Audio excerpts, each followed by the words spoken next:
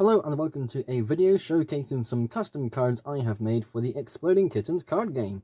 This is a game I absolutely love and adore, and having every expansion and every version of the game, besides a few odd cards that I sadly just can't get a hold of due to them not being available in the UK, I have gone ahead and made some custom cards to hopefully see as real cards one day for official releases.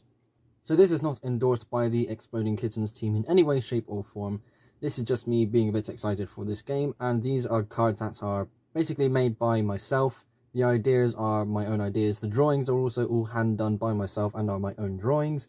And these are just things that I made a long while ago as well. I've had these for a good year, maybe 2 years. I don't know how long Exploding Kittens has been out for.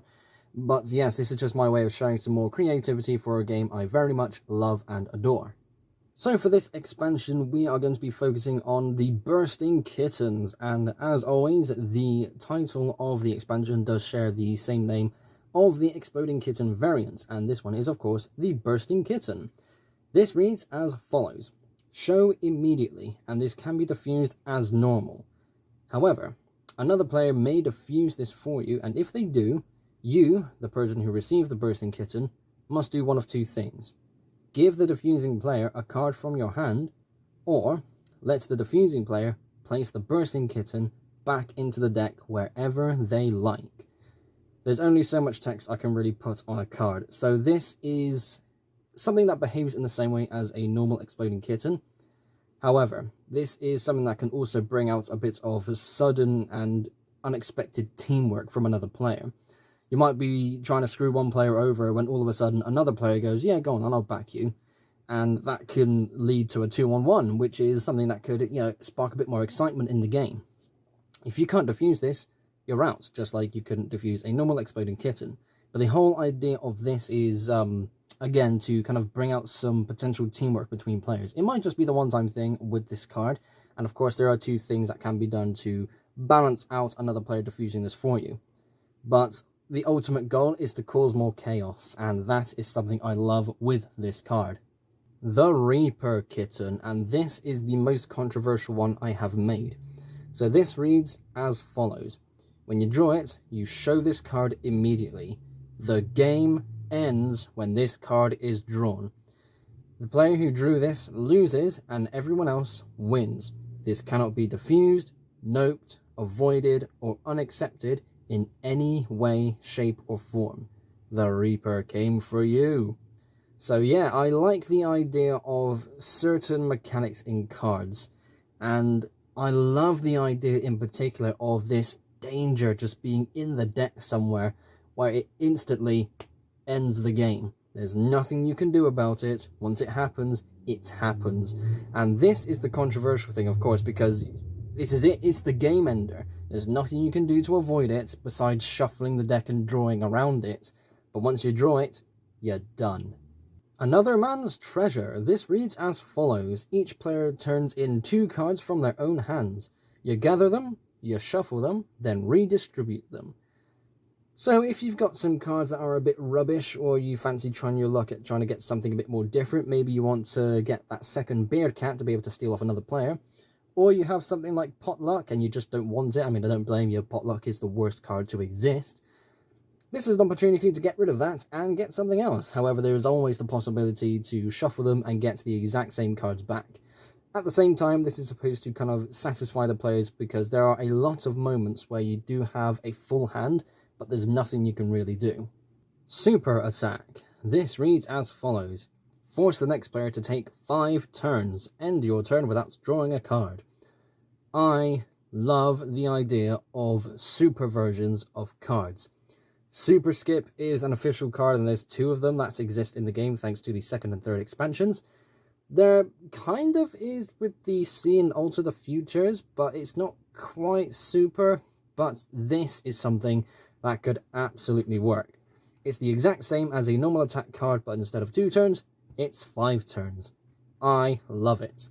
Foresight. This reads as follows: ask another player if they have any copies of a card of your choice.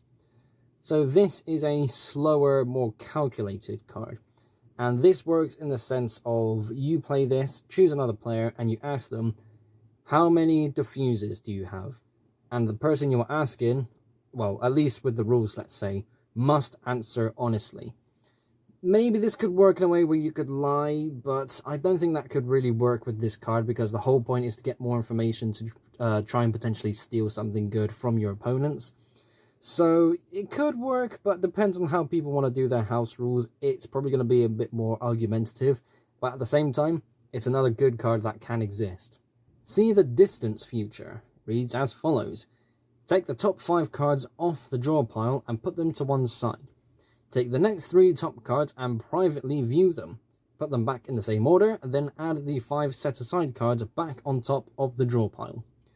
So this is a See the Future, but basically, as I said a moment ago, you're taking off the top 5 cards to see a little bit later on.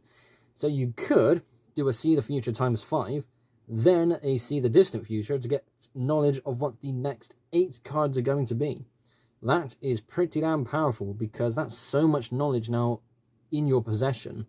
You might not draw the one you want, but even then, going down 8 cards just with the base game, that's so strong. It has so much potential. Ah, the Fat Cat. It reads as follows. It does nothing.